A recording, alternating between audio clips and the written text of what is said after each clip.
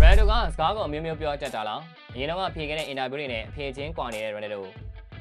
ကပီယာမကန်နဲ့ပြုလုပ်ခဲ့တဲ့ဟိုရင်တော့ကအင်တာဗျူးမှာသူ့အနေနဲ့ဘောလုံးသမားရဲ့ဘောလုံးတရားစုအများဆုံးစားမဖြစ်ချင်ကြောင်းမက်ဆီထက်လည်းပုံများချင်ကြောင်းဖြေခဲ့ပူပါတယ်။ဒါပေမဲ့မက်ဆီဘောလုံးတရားစု၈ကျင်ရသွားပြီးတဲ့နောက်မှာတော့ Ronaldo ဟာစိတ်ပြောင်းသွားခဲ့ပါတယ်။ Ronaldo ဟာအစင်တန်းမရှိတော့ကြောင်းဂုဏ်သိက္ခာကျဆင်းသွားပြီဖြစ်ကြောင်းပြောလာခဲ့တာပါ။ဒါ့အပြင် Ronaldo ဟာဥရောပရွှေပန်းစုကဘောလုံးတရားစုထက်ပိုပြီးကောင်းမွန်ကြောင်းပြောခဲ့ပူပါသေးတယ်။ဘောလုံးတရားစုကြားဖို့ဆိုတာမဲနေတော့အကြောင်းဒါပေမဲ့ရွှေပန်းစုကတော့သွင်းကိုတွေနဲ့ဆုံးဖြတ်တာဖြစ်တဲ့အတွက်အငင်းပွားပွင့်ရမရှိကြောင်းပြောခဲ့တာပါ။ဒါပေမဲ့လက်တွေ့မှာတော့မက်ဆီကဥရောပရွှေပန်းစုအများဆုံးဖြစ်နေပြီးစံချိန်တင်6ချိန်ရခဲ့တာဖြစ်ပါတယ်။ Ronaldo ကဘာလာရရှိဖို့ကသူ့အတွက်အိမ်မက်ဖြစ်ကြောင်းပေါ်လီနဲ့တူဘာလာချန်ပီယံဖြစ်ချင်ကြောင်းလည်းဆိုခဲ့ပူပါတယ်။ဒါပေမဲ့အခုကျတော့ဘာလာရဖို့ကသူ့ရဲ့အိမ်မက်မဟုတ်ကြောင်းဘာလာဆိုတာ6ပွဲ9ပွဲပဲကစားခဲ့ရတဲ့ပြိုင်ပွဲဖြစ်ပြီးဒီပြိုင်ပွဲလေးနဲ့အကောင်းဆုံးကစားမကဘယ်သူလဲဆိုတာဆုံးဖြတ်လို့မရကြောင်းပြောလာခဲ့တာပါ။တကယ်တော့ဘာလာဟာ၄နှစ်မှတစ်ချိန်ကစားရတဲ့ပြိုင်ပွဲဖြစ်ပြီးထိပ်တန်းကစားမတွေငန်းငန်းတက်လို့ခြင်းနဲ့ဖလားဖြစ်ပါတယ်။ဒီကလုံးမှာရှိတဲ့အသင်းပေါင်းများစွာဟာခြေစစ်ပွဲအဆင့်ဆင့်ကိုကစားရပြီးနောက်ဆုံးစကားတင်ချန်ခဲ့တဲ့အသင်းကောင်းတွေကြီးရှင်းပြရတဲ့ဖလားပါ။ဒါကြောင့်ကဘာလာဟာဖိုးတန်တဲ့ဖလားဘောလုံးအကြောင်းစိတ်ဝင်စားတဲ့သူတွေတောင်စောင့်ကြည့်ရတဲ့ပြိုင်ပွဲဖြစ်ပါတယ်။နောက်ပြီး Ronaldo ကမက်ဆီလိုပဲကဘာလာပြိုင်ပွဲကို9ချိန်အထိဝင်ရောက်ကစားနိုင်ခဲ့သူပါ။ဒါပေမဲ့ဒီချိန်မှာတော့ final မရောက်ဘူးပါဘူး။2006မှာဆင်ပြီး2010မှာအုပ်စုဆင်2014မှာအုပ်စုဆင်2018မှာ16သိန်းဆင်